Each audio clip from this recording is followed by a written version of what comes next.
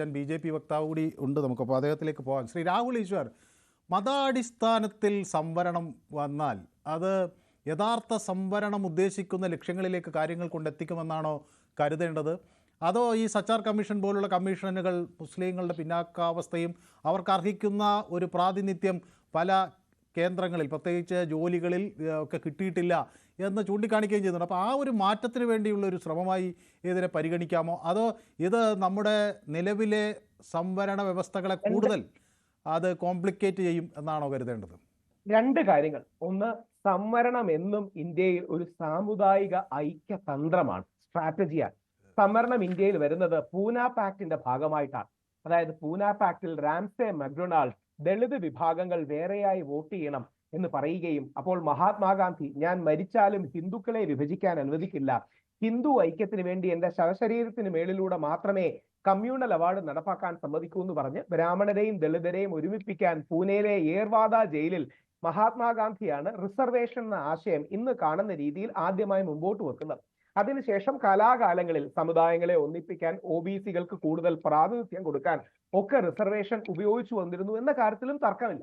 ഇവിടെ യഥാർത്ഥത്തിൽ പ്രശ്നം വരുന്നത് കർണാടക ട്രാൻസ്പെറൻസി എന്ന് പറയുന്ന കർണാടകത്തിൽ ഇപ്പോൾ മുമ്പോട്ട് വെക്കുന്ന ഈ ബില്ല്, അതായത് Karnataka transparency in public procurement 2 കോടി രൂപ വരെയുള്ള കോൺട്രാക്ട് കൊടുക്കുന്നതിൽ 2B എന്ന് പറയുന്ന അവരുടെ റിസർവേഷൻ മെട്രിക്സിൽ പിന്നോക്ക മുസ്ലിങ്ങൾക്ക് കൊടുക്കുന്നതായിട്ടാണ് ശ്രീ DK ശിവകുമാർ പറഞ്ഞത്. അതിൽ വരുന്നൊരു ഇഷ്യൂ എന്ന് പറയുമ്പോൾ, മതാടിസ്ഥാനത്തിൽ സംവരണം എന്ന് പറയുമ്പോൾ ഇന്ത്യയെ പോലെ സാമുദായികമായി ടെമ്പറേച്ചർ ഉയർന്നു നിൽക്കുന്ന ഒരു രാജ്യത്ത് പല ഭാഗങ്ങളിൽ നിന്നും തർക്കങ്ങളും വിമർശനങ്ങളും വരും.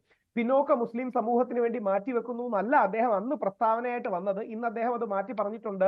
ഭരണഘടനയെ മാറ്റും തുടങ്ങിയ രീതികൾ അദ്ദേഹം പറഞ്ഞിരുന്നു. അപ്പോൾ ഭരണഘടനയെ മാറ്റുന്നു എന്ന് പറയുന്നത് ഒരുപാട് തരത്തിൽ പ്രശ്നമാകും. അത് നേരത്തെ ഇടതുപക്ഷക്കാർ പറഞ്ഞാലും വലതുപക്ഷക്കാർ പറഞ്ഞാലും ഒക്കെ പ്രശ്നമാകും. കാര്യം ഭരണഘടന എല്ലാവർക്കും ഒരു സേഫ് ഗാർഡാണ്. ശ്രീ DK ശിവകുമാറിനെ പോലെ മുതിർന്ന ഒരു കോൺഗ്രസിന്റെ വളരെ ആദരണീയനായ റെസ്പെക്റ്റബിൾ ആയ ഒരു അംഗം ഭരണഘടന മാറ്റും തുടങ്ങിയ കാര്യങ്ങൾ ന്യൂസ് 18 തന്നെ ഒരു പരിപാടിയിലാണെന്ന് തോന്നുന്നു വന്ന് പറയുകയും മറ്റും ചെയ്തപ്പോൾ അത് വലിയ വിവാദങ്ങളിലേക്കും മറ്റും വഴിതെളിച്ചു. അപ്പൊ അതിന്റെ ക്ലാരിറ്റി കൊണ്ടുവരേണ്ടത് കോൺഗ്രസ് തന്നെയാണ്, ശ്രീ DK ശിവകുമാർ തന്നെയാണ്. അംബേദ്കർ എഴുതിയ, ഇന്ന് ശ്രീ JP നഡ്ഡ അടക്കം സൂചിപ്പിച്ചത് അംബേദ്കർ എഴുതിയ ഭരണഘടന മാറ്റാൻ നിങ്ങൾക്ക് എങ്ങനെ കഴിയുമെന്നുള്ളതാണ്.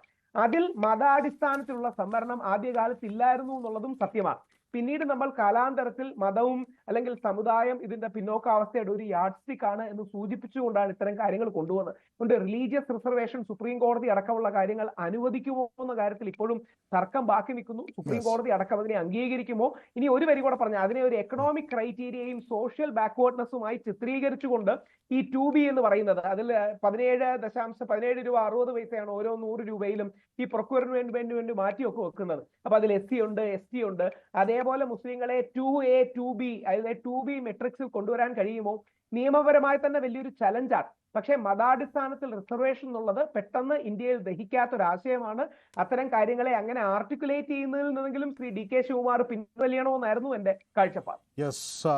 ശ്രീ K. സോമൻ